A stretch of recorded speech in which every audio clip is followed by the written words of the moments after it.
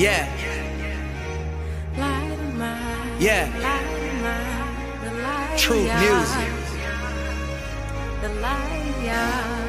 To the law and to the testimony. If they speak not according to this word, it is because there is no light in them. We're going to look at the book of Joel. And we shared with this last week. We were trying to talk about Joel and we got sidetracked. But now we're back on track. And as we look into it, you're going to notice something that's it's 2018. It's today. Our nation has been destroyed. It's been really ripped apart. And there's a way to get back. There's a way to get our nation to make us righteous again. But it's not something that's going to be an easy walk. And he's calling us. This word is a word that was preached in Acts 2. We'll go there. But it's a word that was also a word for today. It was because it's not, you'll see some things that never were unfolded in the word. But it's marching orders. True marching orders that we should be walking into in this day that we don't do, and we're going to talk about why we don't do this one particular thing. There's something that's so key to our life that we actually have turned it into, we watered it down. We watered it down to that it's lost its effectiveness. If you take strong drink and you put a little bit in a glass and you fill it up with water, it don't have the same effectiveness anymore. Some people drink gin and water, right? Is it gin and water, or is it vodka and water? One of the two, and they water it down because they can't take the potency of it straight, right? Some of us put it on gin on the rocks, right? So that, and they like shake it up, and they know that in due times the ice is going to dilute, going to melt. It's going to dilute the gin, so you can still drink it, but you're not drinking it as strong, as straight. We do the same thing when it comes to fasting and praying. We don't fast and pray the way that where it has its potency anymore. So we're going to read through the first 2 chapters of Joel. The third chapter, we're going to try to, if we get to the first 2 chapters, we're going to jump in the third chapter. Tell it to your children's children. Tell it to the children's children's children. Right? What's that? Yeah. So everybody needs to hear the truth. Yeah. And it needs to be passed down. And this is what's occurred in our life, is that, in our recent life, is that instead of the truth being passed down, a lie has been passed down. Or a watered down version of the truth. So by the time it's gotten down to us, we're not even seeing truth for what it is. Right? So he's saying, blow the shofar, sound the trumpet. Right? Sound the alarm in my holy mountain. Let all the inhabitants of the land assembled, for the day of Yah, cometh, for it is nigh at hand, and it's close. The return of Yahshua is very close, and we need to be sounding an alarm. It's time for us to wake up, Jacob. It's time for us to get right. And it's not a day, I shared this with someone recently, it's not a day for us to really be looking for, because when it gets here, it's not going to be a pretty scene. That's what we just went through. What we just read through. When he sets his army out to destroy, he's coming to destroy who? The heathen. And who else? People who are against his word. And everyone that stands against his word, he's coming to destroy. Destruction. Right? Lawlessness. All lawlessness is gone. Oh boy. Yeah, I just said, oh boy. No, because I'm just really reminded, you know, because I think of all of these different, you know, different groups of people that like to follow these large religions, and they think that there's security in that. You know, they think there's security in, you know, the theological, you know, mindset and backgrounds and all of this different stuff. But at the end of the day, you know, the way that leads to destruction is broad and many go therein. So I'm just like, anytime when people, you know, want to talk to me, and I just listen. You know, I just listen. I'm like, okay, that's where you're at. And I'm thinking that in my head, you know, while you're pleading your case for, you know, Jesus, you know, or you're pleading your case for Allah, you know, and stuff. But I'm like, those are two major, like, world religions right there. So something's a little off. Nah, because I never really known, you know, God to really use crowds. You know what I mean? If that makes any sense. I noticed that God often uses a remnant, you know, to really allow his will to be done in the earth. So, you know, I'm like, not to you know, not good things that have come out of, you know, both of those movements. Okay, because I think there are elements of truth in everything and in every different sect, but it's like, it's up to us to really do the full research and to come into full knowledge of stuff. That's our responsibility. And those things are trees of knowledge of good and evil. Mm-hmm. So it's going to be bright lights and Christmas music and oh, we all warm and fuzzy in this, you know, that seductive spirit. And they pull you in with some truth. No, but they have to, because if you know something was blatant lie, you're going to be like I can't say what you would say on camera, but you'd be like, you know, get out of here with that. Yeah. But if you got like the truth is a steak and you pepper it with cyanide or some sort of poison, it's still gonna smell good and it's gonna, man, I'm hungry. And that's what to your point. That's why Nehemiah was standing so strong, because he was the cupbearer. Right? You have no idea how they poison people. We have no idea. Go look in the supermarket and try to find. Okay, this week I was in the supermarket looking for a hot dog that didn't have pork in it. Yeah. How difficult is that? Nowadays it is. It says all beef, but the casing's pork. Or it'll say all natural casing. What is that? Oh no, all natural what? So then you got to go online. So we're spending 20 minutes looking to buy hot dogs so we can have hot dogs and baked beans, but we don't want to eat pork. Hebrew National. Yeah, there you go. Shout out to Hebrew National, because we know that's one hot dog that doesn't have pork in it. Nathan's has a skinless. Yes, and Nathan's skinless. Yeah. Okay. So we got two shout outs. Maybe we'll get a sponsor from Hebrew. That would be a miracle. I would definitely need a whole bunch of Nathans now. So what we see here is Yah going to war against the heathen. And what's really crazy is that the heathen think they can fight Yah. So a natural man think they can fight a supernatural being. And if you look at all these movies, they try to blend natural and spiritual, so that you looking at them thinking that you don't even know who's natural and who's spiritual.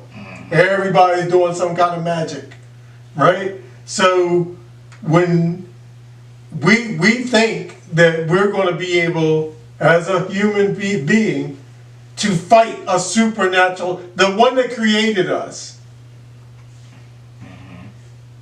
It's so bizarre to think that we can fight him, but this is what's going on. So Good luck. he says that he will you'll be pierced by a sword, but he won't die. There will be a time when he's striving to kill us, and we'll be begging for death. We don't want to hear this because we come out of Christianity. Everything's love, peace, and joy. He's going to come and take us away on the clouds, and everything else is just going to dissolve. Right? We are in captivity the second time as his people. And he's going to deliver us. When he delivered us the first time, he used supernatural devices. I'll say devices. He used his supernatural powers. And guess what? The second time, he's going to do the same thing. But it's going to be on a larger scale. Because it's not just the little Egypt. It's the whole world. And just like he used supernatural devices before, he's going to do it again. We have something that's occurring in today's world that you either go to church for one or two, maybe three reasons. You go there to be entertained. You'll see it every day, right? Every Sunday. You go there to get edified, where they'll open up the Word and they'll break open the Word and give you Word. But if you say anything about healing, they're like, oh, no. We don't do that. We're a Word church. All we do is study the Word. So they deny the power of God. Or we go there for supernatural experiences.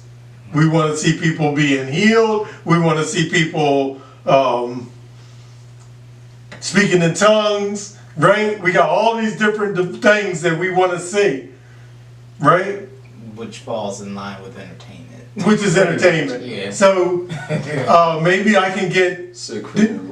There's somebody that posts this every day, pretty much. I see that person, and I had to shut them down. Because every time they pop up, it's something about pass this along and to 10 people and get your blessing.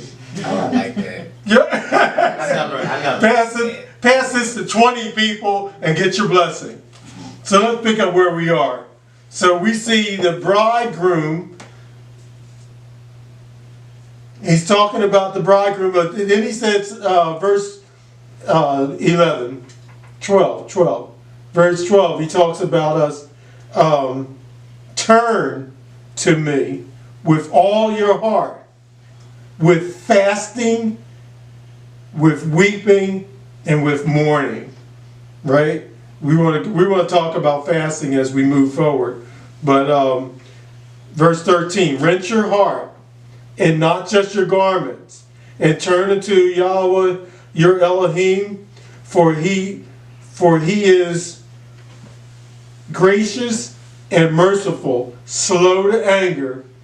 And this is the only verse that we want to pull out as from Christianity, that he's slow to anger and that he's merciful, right? He's slow to anger, that he's gracious, and that he's great in kindness, and will repent of his evil. Hopefully we can set ourselves into a position where Yah is not repaying our evil for our evil, because we are an evil people.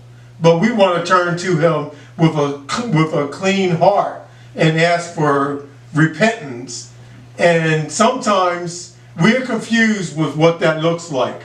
And it takes turning down the plate over and over in this chapter, these two chapters. He says for us to repent and for us to fast, because there's something to do with us fasting and seeking his power and seeking his face. So where are we at? 19? Oh, you up? 18. Finish reading that chapter. 18. I thought it was 15. Oh, you just read 15. Right. Okay. Gather the people. That's what. Yeah. Go to 16. Gather the people, sanctify the assembly, assemble the elders, gather the children and those that suck the breast. Let the bridegroom go forth of his chamber, and let the bride out of her closet. Let the priests, the ministers of Yahweh, weep between the porch and the altar, and let them say, Spare your people, O Yahweh, and give not your heritage to reproach, that the heathen should rule over them. Wherefore should they say among the people, Where is their Elohim? Then will Yahweh be jealous for his land and pity his people. Yeah, Yahweh will answer and say unto his people, Behold, I will send you grain and wine and oil, and you should be satisfied therewith. And I will no more make you a reproach among the heathen, but I will remove far off from you the northern army, and will drive him into a land barren and desolate, with his face toward the east sea, and his hinder part toward the utmost sea. And his stink shall come up, and his ill savor shall come up, because he has done great things. Fear not, O land, be glad and rejoice, for Yahweh will do great things.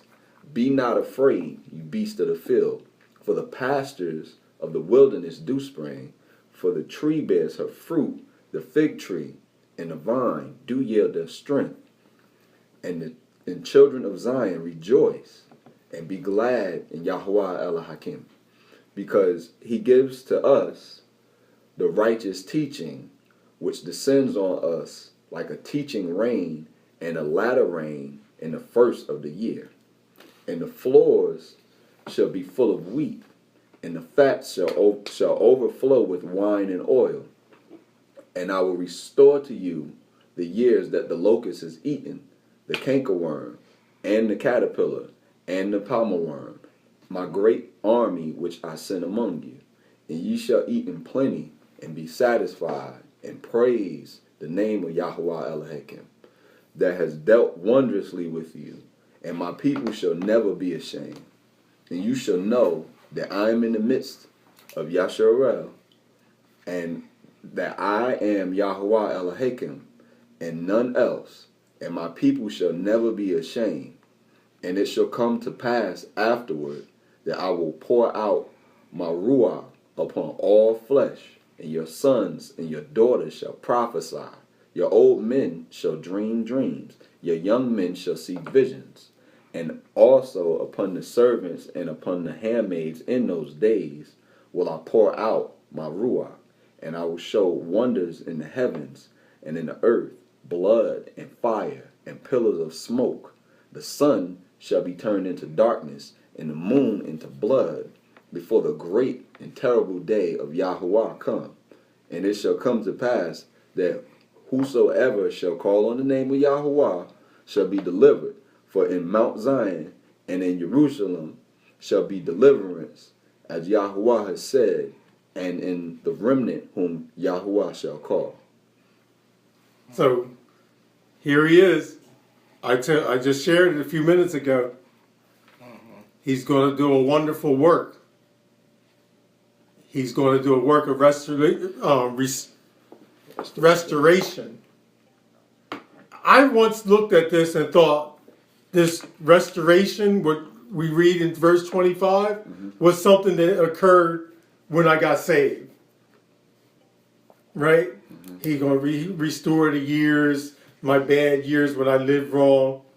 Right? I didn't see this as the nation. That he's going to restore his nation. So if the nation cries out, if the nation goes into fasting and praying, that he's going to restore the nation. This is important because forever I've looked at this thinking, okay, this is good. This is going to be, he's going to heal me. The years that I did wrong, he's fixing it. And yes, that does occur. But This is for his people that have been abused, that have been torn down, that have been worn down. The ones that you can look at on YouTube and see the atrocities that have occurred, that are still occurring, right? We should be crying out to him and saying, like, yo God, yo Yah, you gonna let this happen to us constantly? How long you gonna let? They look at us and they think they can't be the people. No way they can be the people. Look how we can abuse them. We can just walk all over them. Cry out to him. Because he doesn't want his name to be looked down on. He wants to restore us. Read verse 17. Let the priests, the ministers of Yahweh, weep between the porch and the altar, and let them say, Spare thy people, O Yahweh, and give not thine heritage to reproach, that the heathen should rule over them. Wherefore should they say among the people, Where is their God? And right now, there's heathens ruling over us everywhere. Yeah. Heathens ruling over us everywhere. And they say, where is their God? That's offensive to Yah. God and Jesus are white. Yeah. Ouch. Yeah. The other thing too is, if we're because it was funny how you was mentioning nation. You didn't realize that it was talking about the nation. But the nation as a whole needs to start taking responsibility and taking the responsibility of coming into truth. Yes. And that's got to get to a point where that matters. Because that seems to be an issue within the body where the truth doesn't matter. Mm-hmm. And those who worship Yah must worship him in spirit and in truth, yes. And those two are supposed to work hand in hand. Everybody, seems to have this whole spirit thing, the spirit-filled thing. They got all of that down packed. But nobody wants truth. And I'm really feeling like that's why, things are not really have like the full power of God that really can happen in the lives of believers doesn't really take effect is because, there's too much, tradition and too many lies just covered up and stuff. And it's also because people don't really want the work of having to examine it and really having to dig deep and to find to find what the truth is, to find what the lies are. It's just like, where do we go from here? Because as you was reading this, I was thinking, so what does the scripture indicate? Like, what message is inside of the scripture for believers today? Is there an encouraging message that we can walk away from, with knowing this today? Mm-hmm. And where we could say, okay, what can this cause me to do from this point forward? You understand where I'm coming from? I follow you. Because that's what I'm sitting here thinking to myself. Is there anything that I can do, hearing this, that can at least start a conversation? Mm-hmm. With people who may not necessarily be in truth, but maybe those who are searching. So that's my thing. Well, the first point you brought out, I believe that's the issue. That's a major issue. Mm-hmm. That we're supposed to be worshiping him in spirit and in truth. And most of us believe a lie. Mm-hmm. So I would ask everyone that listens to our voice, to fast for truth. Mm-hmm. So, all right, fast for truth. Really fast for truth. Because we have been taught to live a lie. And we believe that the lie is the truth. Mm-hmm.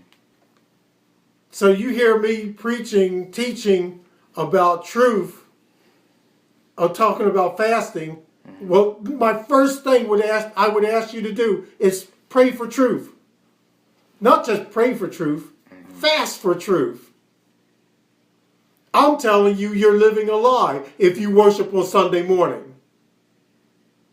I'm telling you, you're living a lie if you practice Christmas, Easter, and Halloween. Challenge me. Do you not think that you're living a lie? Do you think you're living the truth? Fast and pray. Because you believe that there's a God that's answering your prayers.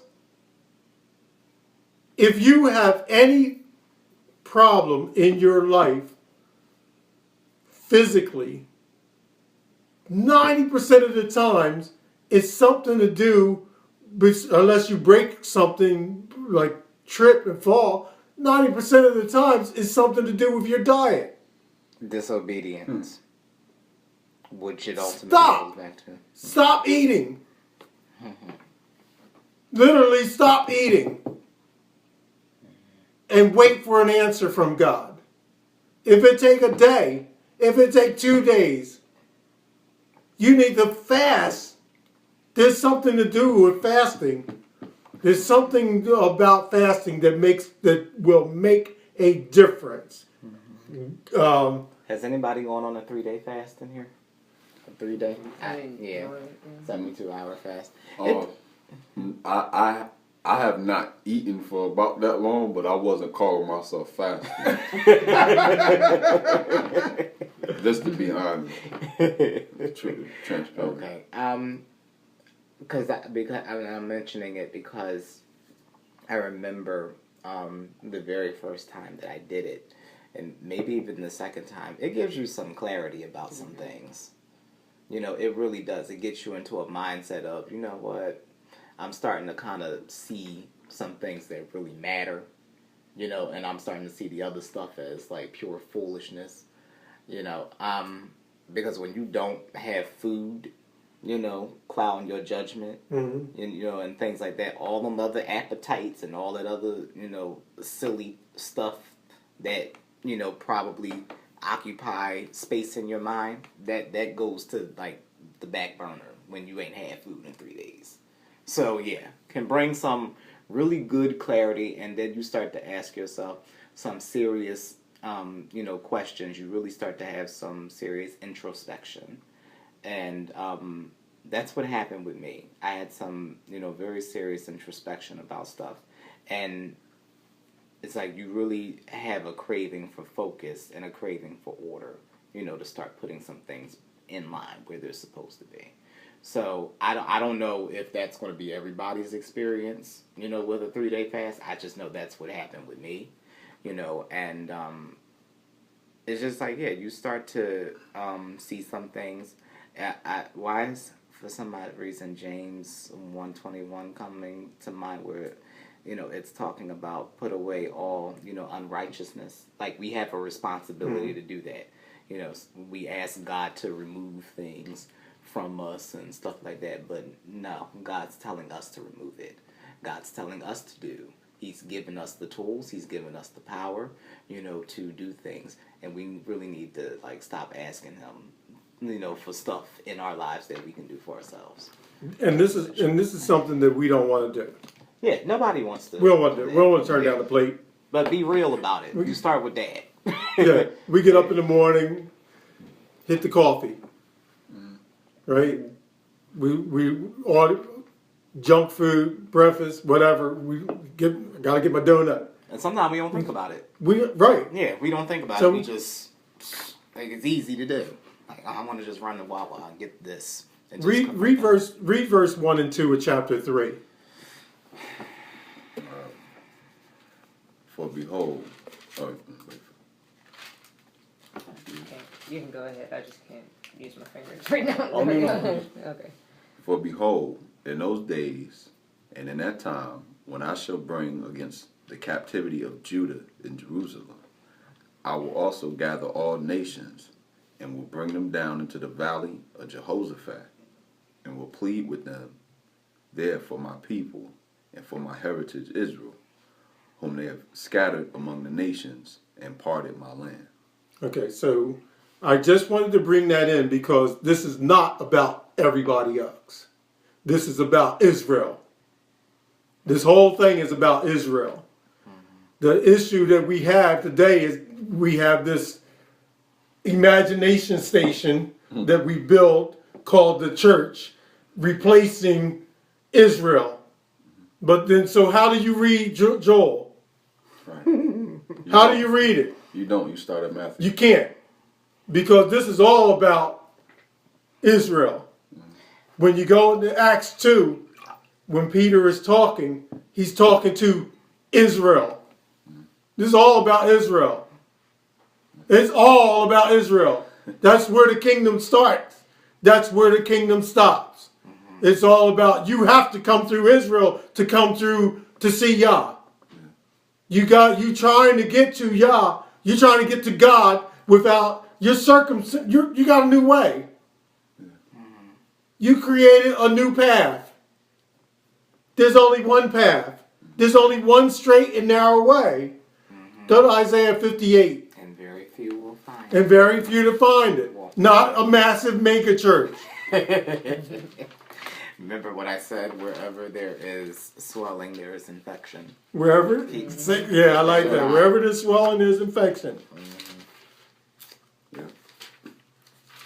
Wait, what did you say, Isaiah? Isaiah 58. 58. So,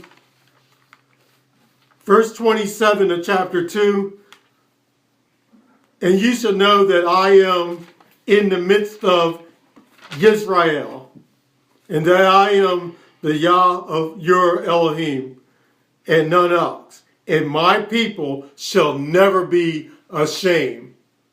It's time for us to stop being ashamed of who we are. Like, we don't want to say we Hebrew. We don't want to say we Israelites. We don't want to say because We don't want to say we're the children of we're the Israel. children. Yeah, that's Right? what we don't want to say. We're like, should I hide the fact of who I am? Right? Because I'm afraid of what the reprisal and the reproach. Israelis, Right. what the white Jewish We're people afraid- that are here think because they feel that they're entitled. Yeah, to because they claim. Because one, our land, and then two, the lifestyle that we ought to be living. That's the other And thing. they claim that, but they don't live it. Right. Right? So, if you want to go to New Jersey and find a saturation of heathenistic people, you go to Staten Island and they're flooded there. Right. They got big hotels they're building up right now for them. 2 hotels. One hotel is the gay hotel, and the other hotel is the Jewish hotel. Right next to each other. Because that's where they're going to go and do all their evil. Middlesex County, New Jersey. Middlesex County, right? Yeah, they're all over the place, right? You go to Jerusalem and you're going to see the worst stuff that you can imagine on our holy land. Yeah. Tel Aviv, all of that. That's why they don't find themselves guilty for killing the Palestinians as they stand there and they just shoot down people, unarmed people with their rifles. Isaiah 58. A lot of Christians are backing them. I saw some people online saying, well, the Israelis have the right to defend their land and this and that. It's not their land. And these are That's Christian the people. problem, because they're living on the narrative that That's their land. they possess it. It's kind of like the white supremacist people that tell Hispanic and Native Americans Get out of our land. and Get it's out like, of our country. Really? let's go through the history of how Right. your people got here. They're quick to tell you to get out of the country. Get out of. They tell us to get out of the country. Wait a minute. We ain't voluntarily come here, that was never yours. and it's not your land. Isaiah 58. Cry Cry loud. Cry loud. Spare not. Lift up thy voice like a trumpet. Like a trumpet. And show my people their transgression, and the house of Jacob their sins. So before we go any further, He asked us, maybe not you, he's asked me to cry loud and spare not and show the people their transgression. Anybody know transgression? Sin. What is sin? Transgression of the law. Transgression of the... He said, it says show or tell. It says, It says show. Okay, mine's What does it say in the cipher? Yeah, what's safer? Show. Show them their transgression. show them their treasure. Because I'm thinking to myself, anytime you tell people that they do stuff wrong, what do they do? Yeah. It's the same difference though. Yeah. Because it's like Well, you. I don't know, because people respond a little bit differently when you kind of illustrate something. You know what I mean? Yeah, that's true. Yeah. Sometimes Like sometimes they have to. It's kind of like when Yeshua spoke in parables, you know, and oftentimes he had to use he had to draw a picture because he knew how adults could be. Okay, so Yeah. so that's good. So we want to show them their transgression. Yeah. All right? Let's go. Hold the point there. We're going to come back to 58. And real quick, perfect example. Nathan. And David. Perfect Yeah, example. yeah. So let's look at Because let's he didn't have to really tell He did him. it by Using using wisdom. his voice. I mean, his words. That we Right, he painted made a picture. out of words. Just like Yeshua. he painted the picture. Was, yeah. Right? Thank you, y'all. So let's go to 58, 55. Jump, go back Isaiah. one page. 55. Just a heads up, that's not on. 'Cause Okay. Oh, perfect. But I am recording right now. Page chapter 55.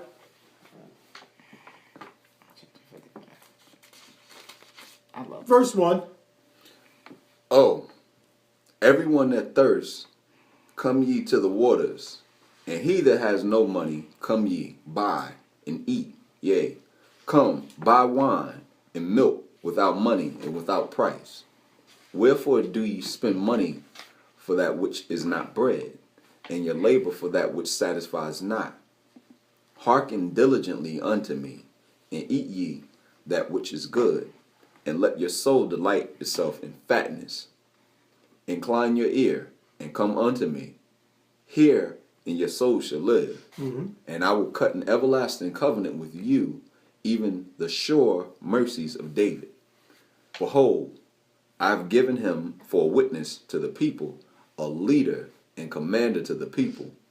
Behold, you shall call a nation that you know not, and nations that knew not you shall run unto you because of Yahuwah Elohika, and for the Holy One of Yisra'el, for he has glorified you. Seek ye Yahuwah while he may be found. Call ye upon him while he is near.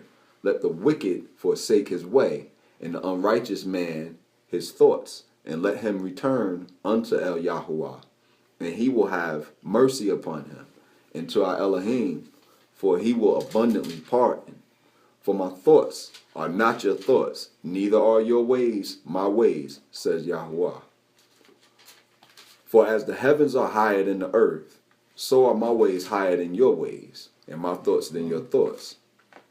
For as the rain comes down, and the snow from heaven, and returns not thither, but waters the earth, and makes it bring forth in bud, that it may give seed to the sower, and bread to the eater, so shall my word be that goes forth out of my mouth.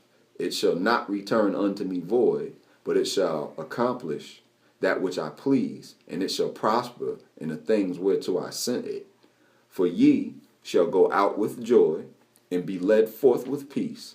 The mountains and the hills shall break forth before you into singing, and all the trees of the field shall clap their hands. Instead of the thorn shall come up the fir tree, and instead of the briar shall come up the myrtle tree. And it shall be to Yahuwah for a name, for an everlasting sign that shall not be cut off. And that was a good verse, a good chapter. It was nowhere near what I was looking for. Oh, okay. I was looking for another chapter on keeping the Sabbath, but I lost it. Oh, okay. Chapter 56 does verse 6, maybe. And the foreigners who join themselves to to minister to him, to love the name of Yahuwah, and to be a servant to everyone who guards keeps the the Sabbath and does not profane it and holds fast. Okay, so I had the wrong. I was one chapter off. On back. That's okay. But it's still a good chapter. You go ahead, read. You want to continue reading that? Okay. You got him? Thus says Yahuwah, guard ye judgment and do justice, for my Yeshua is near to come, and my righteousness to be revealed. Blessed is the man that does this, and the son of Adam that lays hold on it, that guards the Shabbat from polluting it, and guards his hand from doing any evil. Neither let the son of the stranger that has joined himself to El Yahuwah speak, saying, Yahuwah has utterly separated me from his people. Neither let the eunuch say, behold, I am a dry tree. For thus says Yahuwah unto the eunuchs that guard my Shabbat, and choose the things that pleases me, and take hold of my covenant. Even unto them I will give in my house, and within my walls a place, and a name better than of sons and of daughters. I will give them an everlasting name that shall not be cut off.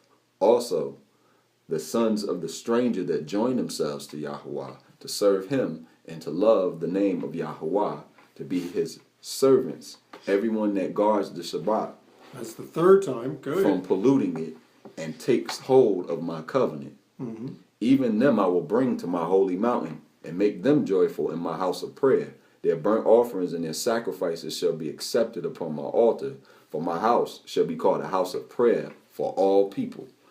Adonai Yahuwah, which gathers the outcasts of Yisra'el, says, Yet I will gather others to him, besides those that are gathered unto him.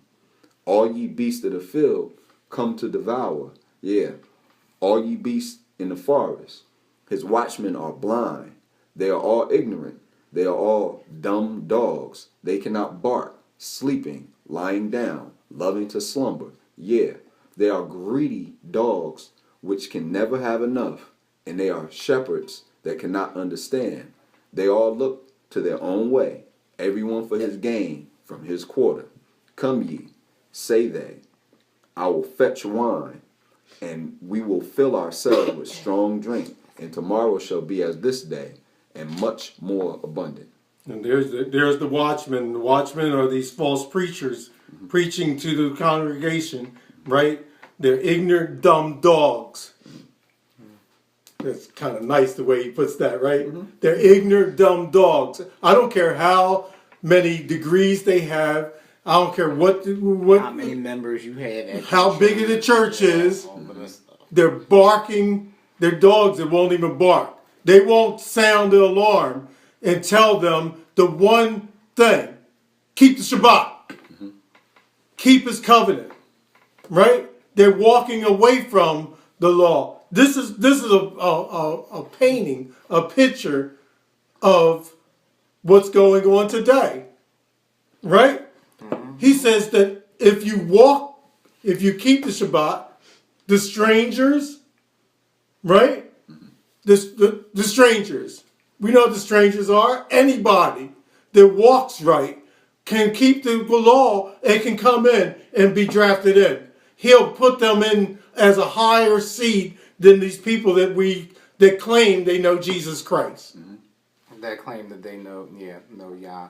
Because the first person that comes to mind, of course, Creflo Dollar. Because I'm like, because you're going even farther than that. Not only are he said, "No, we don't have to keep it." Nope. No, like that. Yeah, he like literally just you take it a step further than what this is talking about. I'm talking about you're getting to the point where you're telling people that it's that it's actually godly to not follow the law. But that's the spirit that's on them. Yeah. It's been on them. And I'm just like... There's an evil spirit. And you got all that blood on your hands. Yeah. Well, you don't care. And you don't because he's getting... What you're doing. Yeah. Right there. Ignorant, dumb dog. But he's seeking wealth. Yeah. He's getting it. You get plenty of that, don't you? Got his jet. All right, let's go back. Let's jump back over to 38, 58. 58. 58.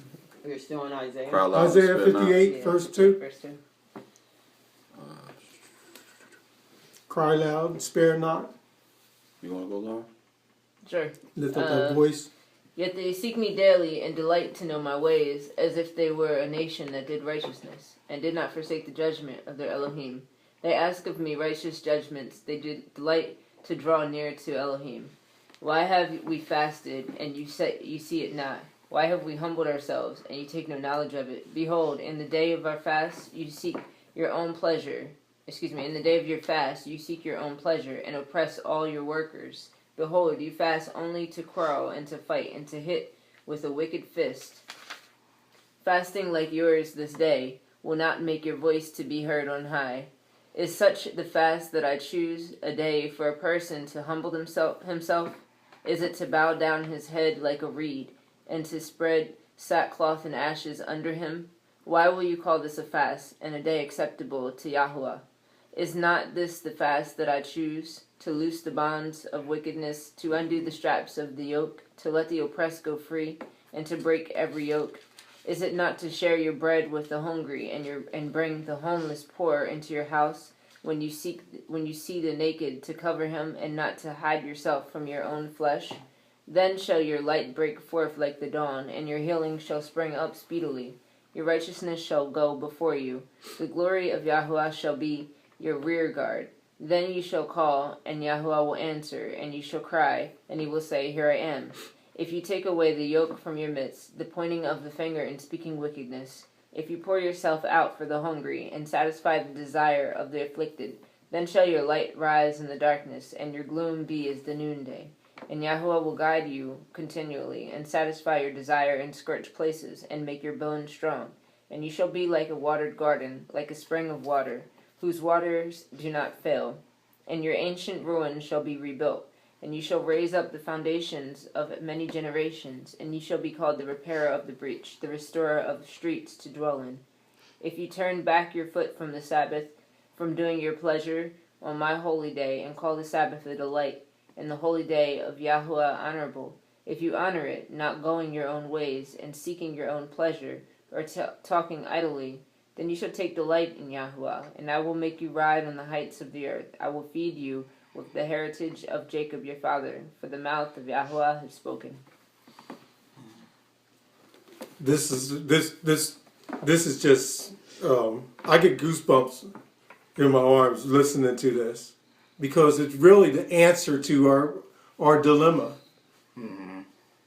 And it's so simplistic, but yet we make it so complicated. Asher, read 13 again. 13. Okay, you know my version's different, right? That's fine. Okay. So if you watch your step on the Sabbath and don't use my holy day for personal advantage, if you treat the Sabbath as a day of joy, God's holy day as a celebration, if you honor it by refusing business as usual, making money, running here and there, then you'll be free to enjoy God. Oh, I'll make you ride high and soar above it all. I'll make you feast on the inheritance of your ancestor Jacob. Yes, God says so. It's mandated. I mean, there's no place in the book that says that we need to rip this verse, this chapter out of it. We have to abide by it.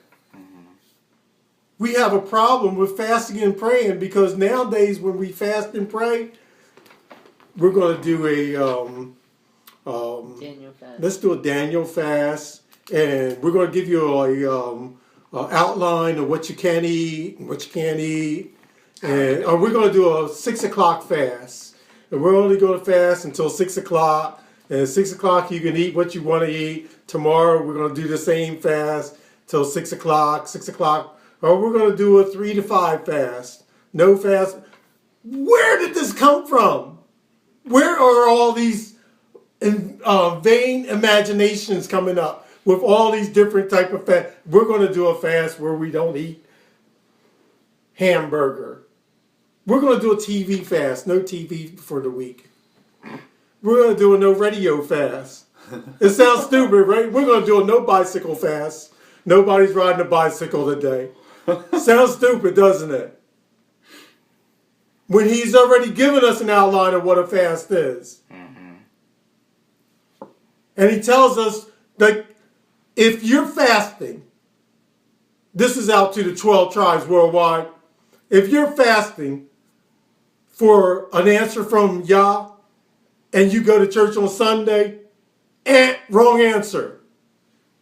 Your fast is void. If you're fasting and you go to church on Sunday morning and you go to a Sunday morning service and that's where you go to church and you think you're getting an answer from God, wrong answer. Your fast has to meet the requirements. What are the requirements? Is right there in Isaiah 58. Right there in the book. You keep the Shabbat. You keep Saturday. Right. You don't render that as a regular, ordinary day. Make another day and call that my Sabbath day. And I just heard the Holy Spirit say obedience It's better than sacrifice. And how you gonna sit there and think that Yah is moved by your sacrifice and you can't even be obedient? Simple obedience. If you can't find a church that worships on Saturday, stay at home. Yeah. Get out of the Christian church that's teaching you to worship on a day that's not represented by the Bible, the book that you carry, that you claim to be the Bible. And I know this is hard, but it's the truth. And if you can't abide by the truth, then why are you even in the book? Why do you open the book up if you don't want to follow it? No one can look at that and say anything different than what we just read. Yes, they can. You know, Yes, they do. If you're going to experience Yah, if you're going to experience the goodness of God, why on earth do you want just bits and pieces of it? Why not the whole thing? You know, and in order for that to happen, you need to be able to give your whole self. You know, and I'm talking about obedience and all. You know, not just, you know, I'm like, because there's no such thing as a part-time believer. Right. You know, because God doesn't decide to, you know, part-time wake you up, you know, or part-time allow the rain and the sun to shine on you. He doesn't do that. So, likewise, we shouldn't treat him like that. Well, you know, when Yeshua was healing people, you don't think there was no people who, they rather not get healed because it would take away that SSI disability check. You know, there was one. There was congenial sympathy that comes from having an ailment. Oh, my gout or my this is acting up. And it was always going to no more, which meant that there was always a stipulation for their healing. Yeah. It wasn't just you're healed. And if they went and sinned again, that illness probably came back. I mean, it doesn't necessarily say that, but Jesus kind of physical. Jesus brought my blood pressure down, but I love Red Lobster. Right. Right. It's really, really amazing when you listen to this text. If you want to fast, I want you to then you need to follow A, B, and C. But today we think that we can just get away with just anything. because we use a vain imagination. We use an imagination that's vain, something that came into our mind, Probably by another person. probably from the pastor or someone who's given you a layout. This is going to sound really good. Because this is what my people will accept. Because if I tell them to fast like this, like what Isaiah says, then it's going to cause an uproar. Most pastors... So it causes an uproar, but it's in the book. Most pastors preach a message to fill the seats. Don't call out names. Don't tell the people to live right. They tell them they motivational speeches. Feel their emotions, not their spirit. Right. That's the problem. What makes you feel good?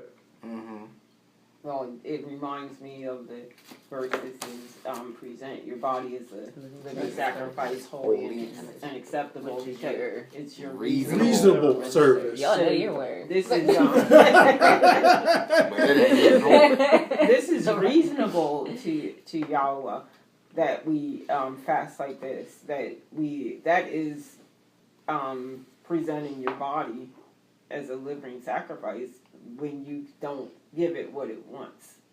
Because our body tells us every day what it wants.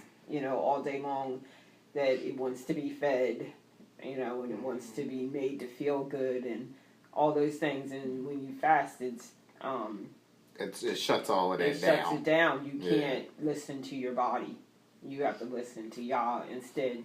And I have had difficulty fasting sometimes, and someone suggested to me that every time you think about this thing, this food or whatever that you want, pray instead of giving into it. And so it's a continual reminder all day long, every time you think you want something to eat or whatever it is you want, that you have to pray. Instead, you have to go to Yah instead of going to that food that you've been used to having. So you just keep subjecting and repressing your body. So that's what it's basically saying to me here in Isaiah 58. That he's telling us to do that, to present our body. That's just something else. I've been listening to Isaiah 58 and a few more chapters after that, like every morning for like a few weeks, because it's just been on my mind, and I haven't really been able to make sense of it. And I feel like today I got some clarity on why fasting was such a big deal. And then he finishes the chapter off with the Sabbath. I'm like I was stuck on why are they connected? And every week it's like we're fasting every week from all of the stuff that is going on in the world, and you can't fast the way he tells us to, which you just hinted on, if you don't keep the Sabbath. Like that's kind of like step one. If you don't keep the Sabbath, why are you fasting any other way? There's no point. There's absolutely no point. Because all obedience is interconnected. Right. That's what people don't realize. All obedience is interconnected. That's crazy that even we were there. So I can't say we weren't there, right? That we would live a life that we think that if I just turn down one thing, that God's going to honor that. Well, how about turning down breakfast and lunch and and then having a pork chop for dinner? Right. Yeah. Right. Absolutely. Which is what we do. Right. We do. Which is what and we probably did. have done that kind of foolishness because our church called a fast for And we'll bring the pork into the church. a couple of days. Right. Yeah. Or for a couple of meals a day, and then then you can eat whatever you want because you think that the scripture tells you can eat unclean food now, but which is not food. Yeah, thank you. Right. At all. It never Right, was. it never was food. But that's how messed up we are with the word. We've got it that confused. It's been given to us. A la carte obedience. Yeah. It doesn't work like that, because then it's really simultaneous with, does love work that way? Does love just turn on and off? Because ultimately, that's what it boils down to. It's really a heart issue. It's really our mind issue, priorities, and where God lies in those priorities. Where does God lie in the realm of how we love? If you love me, keep my commandments. Yeah, and when we having trouble doing that, then we need to be asking some questions about where does God really scale, in our lives. And if he ain't really that number one, if we're not really willing to get in line with something, then we need to be examining, okay, what else is going on in here? Like, what's got to go? Because it's getting in the way of him. And if you don't remove that, then he'll remove it for you, one way or another. Yeah, I'm thinking about this whole thing with fasting. I think I'm going to call for a 2-day fast for myself. Friday and Thursday and Friday, and come off of it when I come back together on Friday. Because, and it's not, I'm not even asking anyone else to do this. I'm doing it for myself. Because there's some things that I feel in my body I need to cleanse out. I need to work on some issues in my speech, some other issues in my brain. So I'm gonna do that. I'm gonna do a fast for 2 days, 2.5, because after I get done teaching on next week, then I will feast with everyone else and come off of my fast. But I think that's something that we need to all consider. You know, pick a time. Pick if you haven't done a 3-day fast, do a 1-day fast. It's healthy. Do something to get the attention of Yah. Get in His face, right? I remember my daughter fighting, and she said that she was fighting a fight, and she was on the USA team, and a coach that she didn't even know had came to her in between rounds, and she was losing the fight. And the coach said something, and I'll paraphrase it. Did you come here to lose this fight? Or did you come to win? And she, at that point, the girl the lady got up in Lauren's face. And there's times when we got to get up in Yah's face. If we really want change in our life,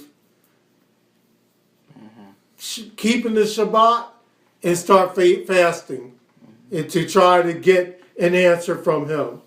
We expect Yah to just answer us out of the blue, and we don't do anything. We don't get in line with Him. Right. We're not following in line with Him. Mm-hmm. There was something that came to my attention when we were talking about fasting.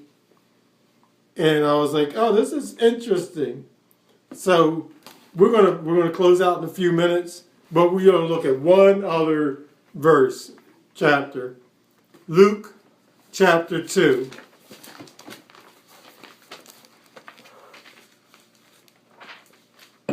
And this was a very interesting spin. And when I looked at it, I'm like, is this saying what it's saying to me?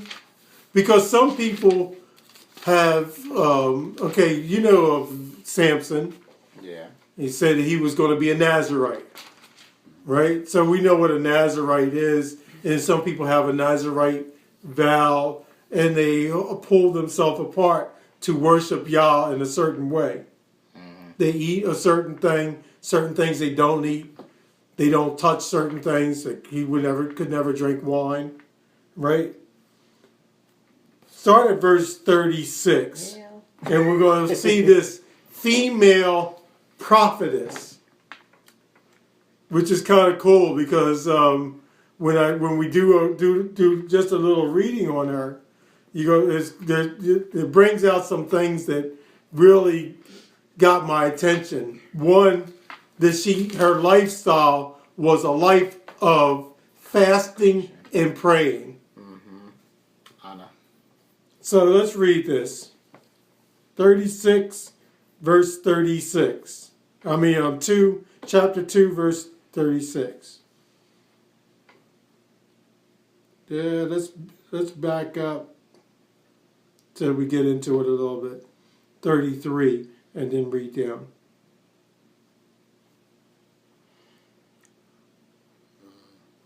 And Yosef and his mother marveled at those things which was spoken of him.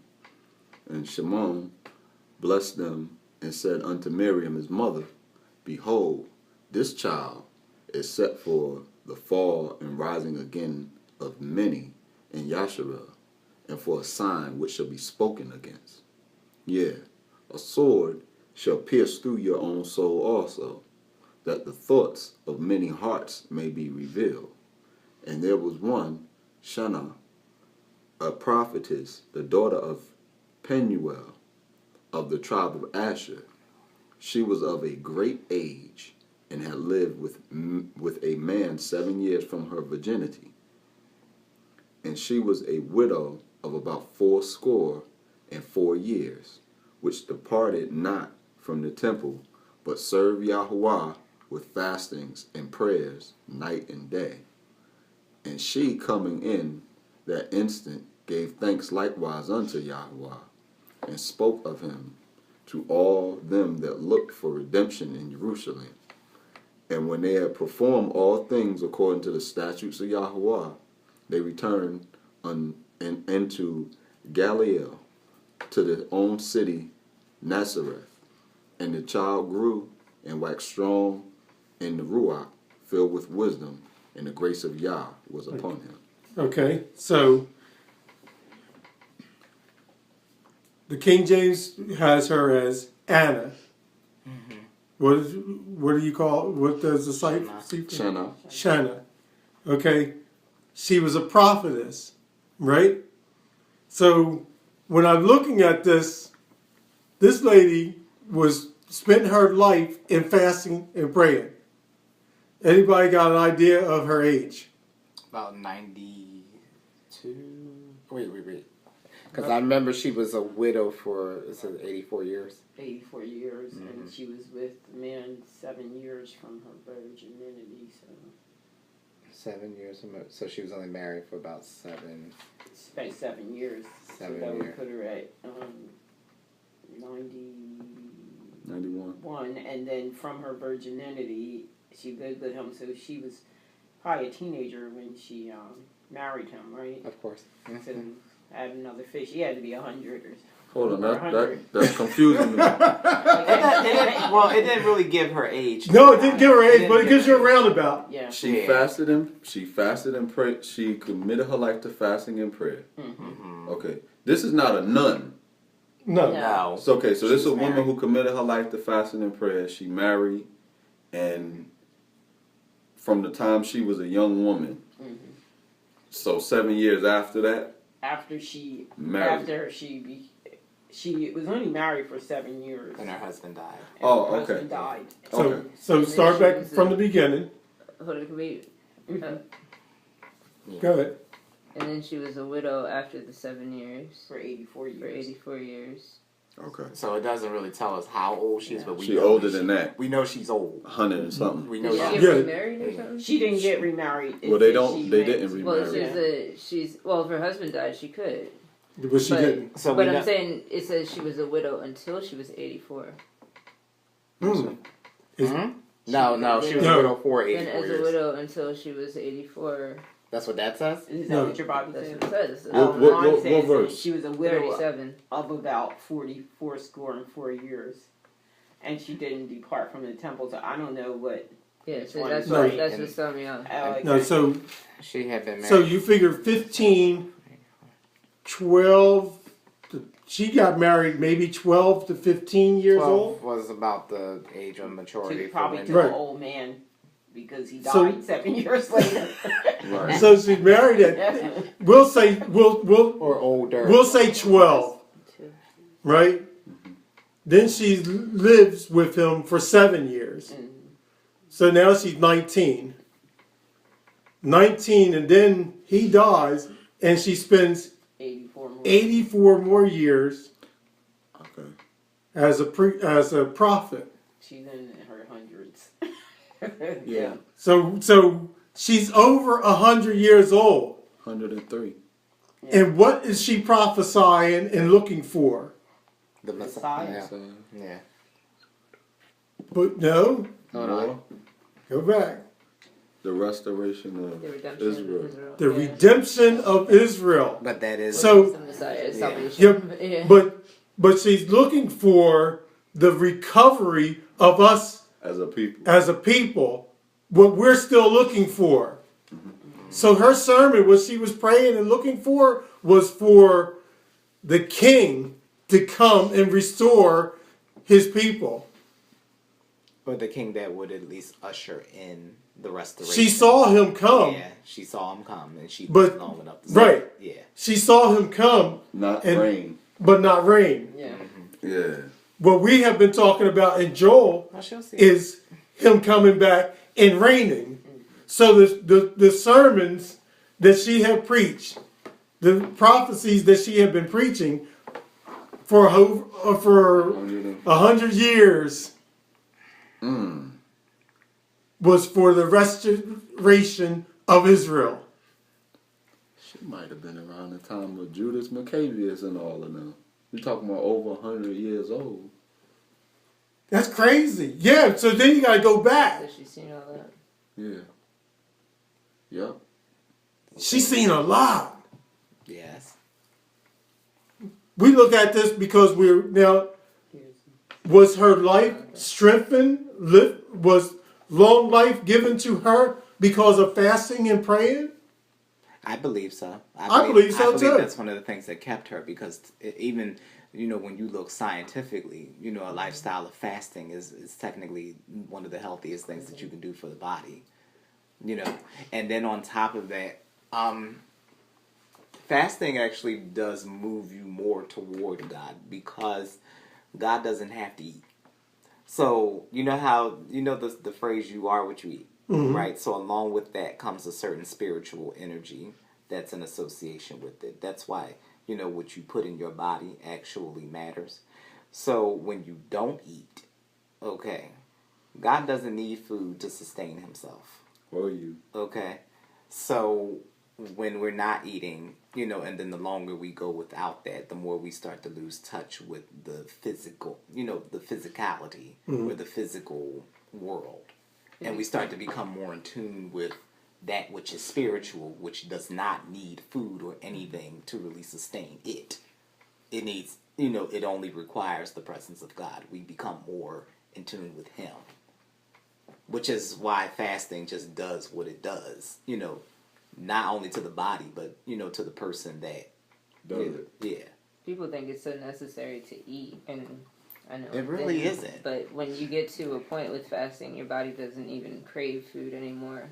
And I remember reading Gandhi's book, not to bring up Gandhi, but I liked his book, and his son was really sick at one point, and all the doctors tried to heal him and everything, and he just put him on like a 8-day water fast, and it cleansed his body completely. I mean, his son was like on the deathbed, and it was like, yeah, if a lot of people that are walking around with all these ailments just did a fast of water for like a week, probably cleanse their body out. Get them drugs out of the When you system. see, Yeah. when you see athletes, right, that have to stay within a certain weight limit and they fast, you will see them fasting all the way up to the time of the fight, time of the wrestling match.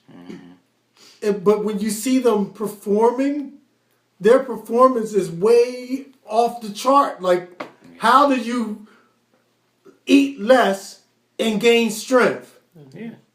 It doesn't sound logical, Right. right? The more I eat, the better I get, the stronger I'll get, right?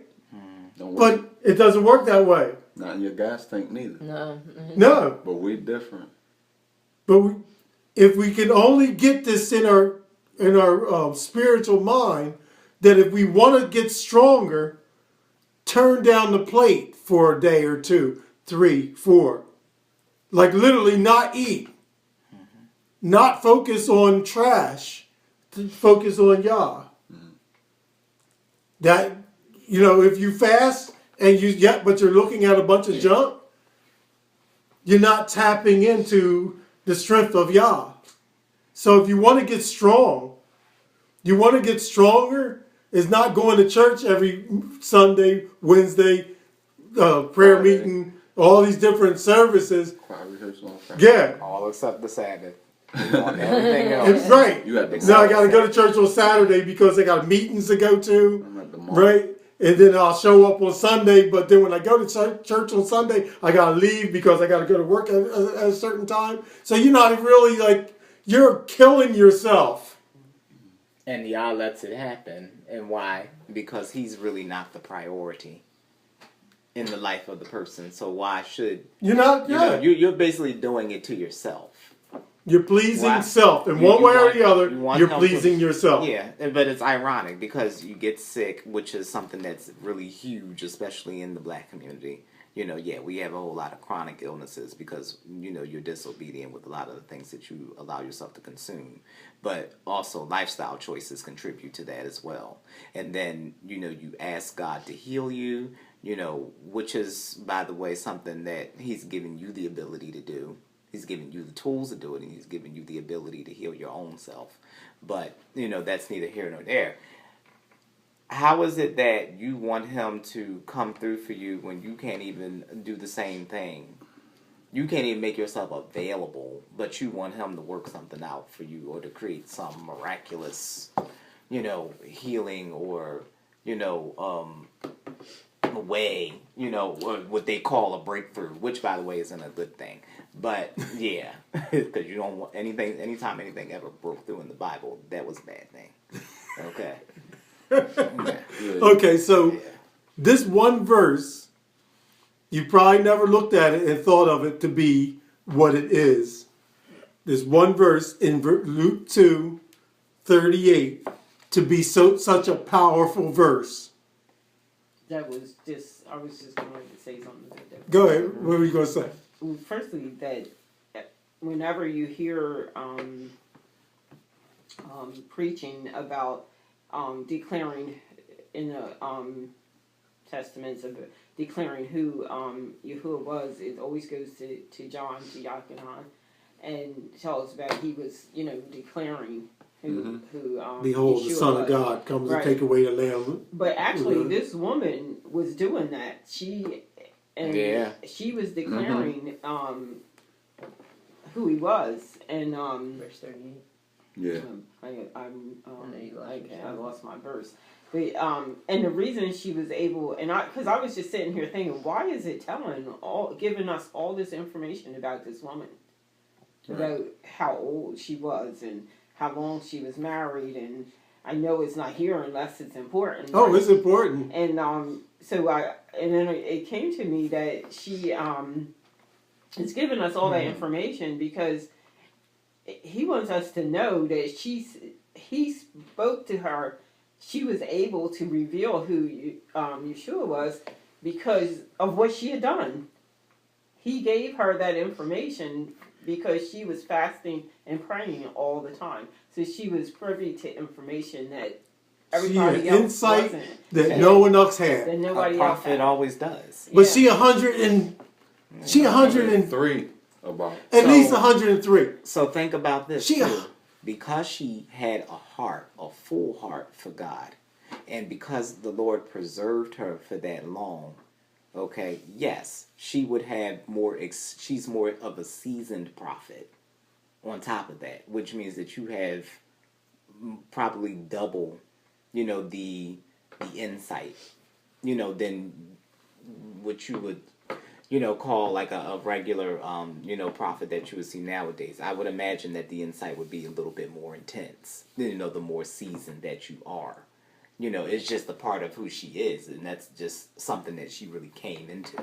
But it helped that her lifestyle, you know, contributed to that, which is, like I said, when you're fasting and you're not really eating, you start to become more in tune with God. So along with that, God gives you, you know, you just get insight. It just happens. Somebody Like read that. that verse. 38. 38. And she coming in that instant gave thanks likewise unto Yahweh, and spoke of him to all of them that looked for redemption in Jerusalem. Everything in that verse is so important. If you realize that the lady is over 100 years old, right? It didn't say she crept in, didn't say she was on a walker. It said instant. That one word instant, right? Like she just walked in. there. She 100 years old. And then she conversed with them.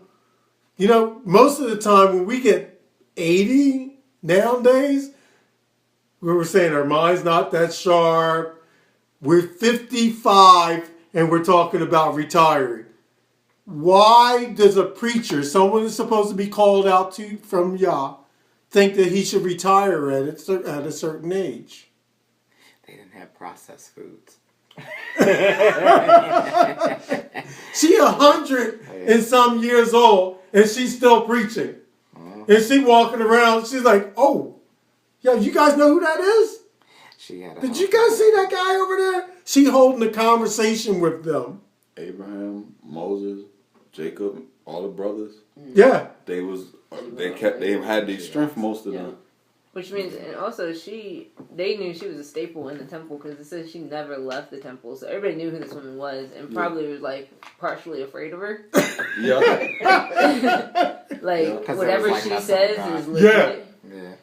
So she comes in and she's like, he is the redemption of Israel. It's a nice verse for the. So this is what I've been praying about this guy for 8 years. Yeah.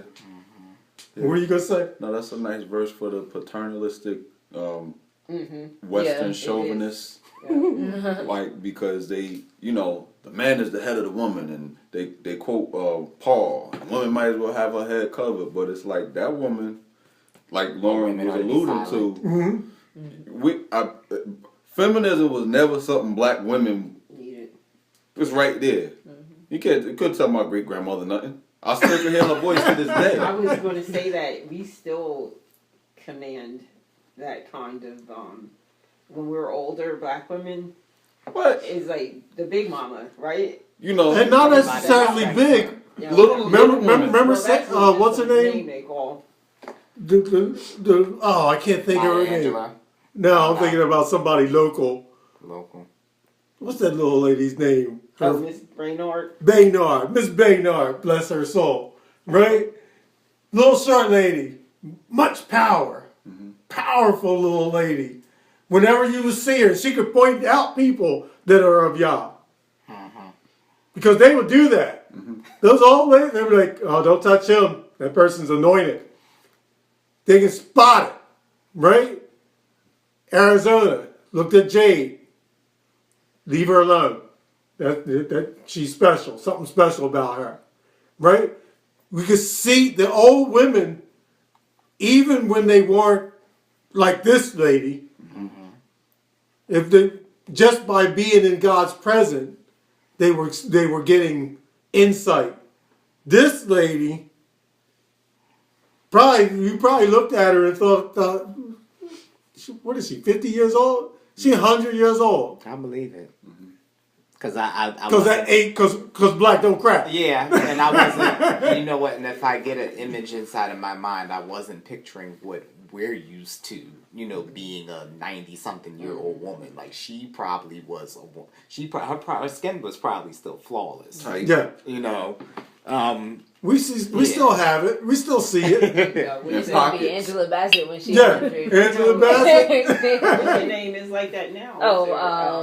The actress. Yeah. Cicely Tyson, yeah. She's in her 90s. Right? She can still turn your head. She's like, who's that? Oh, she old enough to be my grandma. Hallelujah. Hallelujah. Any questions? I don't have a question, but I have a statement. Lie today. I'm always up. It's a good a day, any. But in chapter 2 of Joel. Yes. It reminded me of verse 17 when Yah was he didn't want them basically to say, where's your Elohim, where's your God? Well that was the same thing that Moses used over and over. He would go, the people of Israel would do something crazy. Can you read that real quick so that everyone knows where we're at? Joel 2. Are you well? I'm here with you. It was,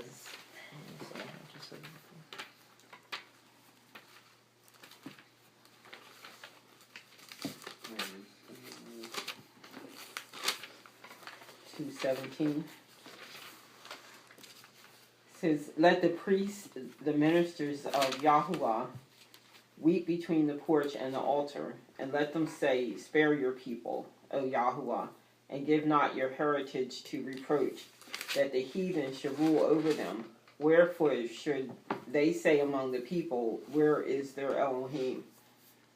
And, Moses appealed to Yahweh quite a few times not to destroy all the people, because he said They're going to say that you brought them out of Egypt to destroy them. And Cruel. And he would,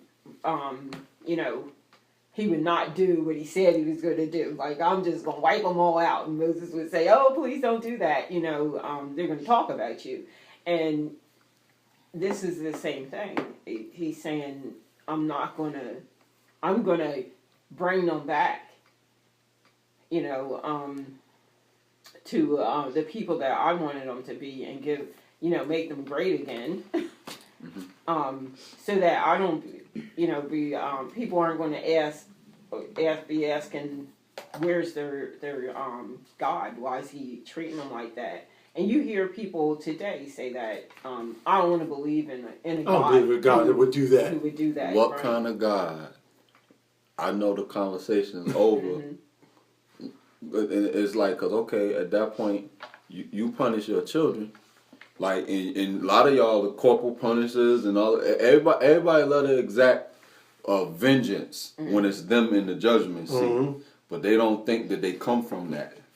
Like God is the judge. Where you think the judge in court get it from? When we saw this just this week, where there was somebody in court, and they were exonerated. No, the people that were the parents to the child that was killed, looking at the person that was being accused. I hope you go to hell. I hope you burn. Well, yeah. You don't see that? Yeah. That somebody is so upset because you did evil to their family that they want you to die and go to hell. Right. You don't see it? So when we have a God that says, you have done wrong, you need to be penalized. Oh, no. That's chapter 3, verse 2. I will gather all the nations and bring them down to the valley of Jehoshaphat, and I will enter into judgment with them there on behalf of my people and my heritage Israel, because they have scattered them among the nations and have divided them up. Because they have scattered them. Who's the they referring to? The heathens. Thought so. All the other nations. That sounded just how I think it sounds? Okay. Ezra 4, chapter 13, the one that they took out of. Okay. And he says, and it came to this Ezra. Listen, read. And it came to pass after 7 days I dreamed a dream by night, and lo, there arose a wind from the sea that it moved all the waves thereof. And I beheld, and lo, that a man waxed strong with the thousands of heaven. And when he turned his countenance to look, all the things trembled that was seen under him. And whensoever the voice went out of his mouth, all they burned that heard his voice, like as the earth fails when it feels fire. And after this I beheld, and lo, there was gathered a multitude of men out of number from the four winds of the heaven to subdue the man that came out of the sea. But I beheld, and lo, he had graved himself a great mountain and flew upon it. But I would have seen the region or place whereof the hill was graven, and I could not. And after this I beheld, and lo, all they which were gathered together to subdue him were sore afraid, and yet dared fight. And lo, as he saw the violence of the multitude that came, he neither lifted up his hand, nor held sword, nor any instrument of war. But only I saw that he sent out of his mouth as it had been a blast of fire, and out of his lips as a flaming breath, and out of his tongue he cast out sparks as tempests, and they were all mixed together, the blast of fire, the flaming breath, and the great tempest, and fell with violence upon the multitude which was prepared to fight, and burned them up every one, so that upon a sudden of an innumerable multitude was nothing to be perceived, but only dust and smell of smoke. When I saw this, I was afraid. And afterward I saw the same man come down from the mountain, and call unto him another peaceable multitude. And there came much people unto him, whereof some were glad, some were sorry, and some of them were bound, and some brought of them that were offered. Then I was sick through great fear, and I awakened and said, you have shown your servant these wonders from the beginning, and have counted me worthy that you should receive my prayer. Show me now yet the interpretation of the dream.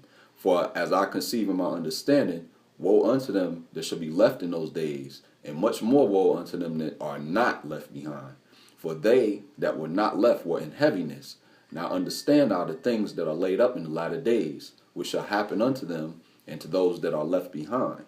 Therefore are they come into great perils and many necessities, like as these dreams declare. Yet it is easier for him that is in danger to come into these things than to pass away as a cloud out of the world, and not to see the things that happen in the last days. And he answered unto me and said, the interpretation of the vision shall I show you, and I will open unto you the things that you have required, whereas you have spoken of them that are left behind. This is the interpretation. He that shall endure the peril in that time has kept himself. They that be fallen into danger are such as have works and belief towards El Shaddai. Know this, therefore, that they which be left behind are more blessed than they that be dead. This is the meaning of the vision. Whereas you saw a man coming up from the midst of the sea, the same is he whom El Elyon has kept a great season, which by his own self shall deliver his creature, and he shall order them that are left behind. And whereas you saw that out of his mouth there came a blast of wind and fire and storm, and that he held neither sword nor any instrument of war, but that the rushing in of him destroyed the whole multitude that came to subdue him.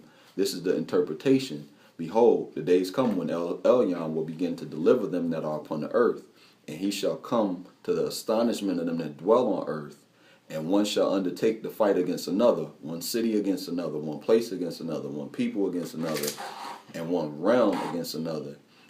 And the time shall be when these things shall come to pass, and the signs shall happen which I showed you before, and then shall my son be declared, whom you saw as a man ascending. And when all the people hear his voice, every man shall in their own land leave the battle they have against one another. And an innumerable multitude shall be gathered together as you saw them, willing to come and to overcome him by fighting. But he shall stand on top of Mount Zion, and Zion shall come and shall be showed to all men, being prepared and built, like as you saw the hill graven without hands. And this my son shall rebuke the wicked invention of those nations, which for their wicked life are fallen into the tempest, and shall lay before their evil thoughts and torments, wherewith they shall begin to be tormented, which are like unto a flame, and he shall destroy them without labor by the Torah, which is like unto me. And whereas you saw that he gathered another peaceable multitude to him, those are the 10 tribes which were carried away prisoners out of their own land in the time of Hushah the king, whom Shalmaneser, the king of Ashur, led away captive as he carried them over the waters, and so came they into another land. But they took this counsel among themselves that they would leave the multitude of the heathen and go forth into a further country where never mankind dwelt, that they might there guard their statutes which they never kept in their own land. And they entered into Paraph by the narrow places of the river. For El Elyon then showed signs for them, and held still the flood till they were passed over. For through that country there was a great way to go, namely 1.5 years, in the same region is called Azareth, then dwelt there until the later time, and now when they shall begin to come.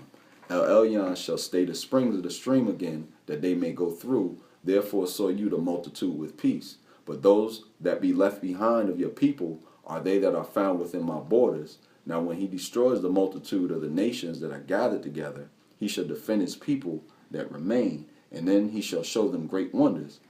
And then I said, Yahuwah Adonai, show me this. Wherefore have I seen the man coming up from the midst of the sea? And he said unto me, like as you can neither seek nor know the things that are in the deep of the sea, even so can no man upon earth see my son, or those that be with him, but in the daytime. This is the interpretation of the dream which you saw, and whereby you only are here lightened. For you have forsaken your own way, and applied your diligence unto my Torah, and sought it. Your life have you ordered in wisdom, and have called understanding your mother, and therefore have I shown you the treasures of El Elyon. After another 3 days I will speak to you other things unto you, and declare unto you mighty and wondrous things. Then I went forth into the field, giving praise and thanks greatly unto El Elyon, because of his wonders which he did in time, and because he governs the same, and such things as fall in their seasons, and they are set 3 days. Hallelujah. Yeah, what chapter was that? That's the 4th book of Ezra. Okay. It's the 13th chapter. If they speak not according to this word, it is because there is no light in them. This little light of mine.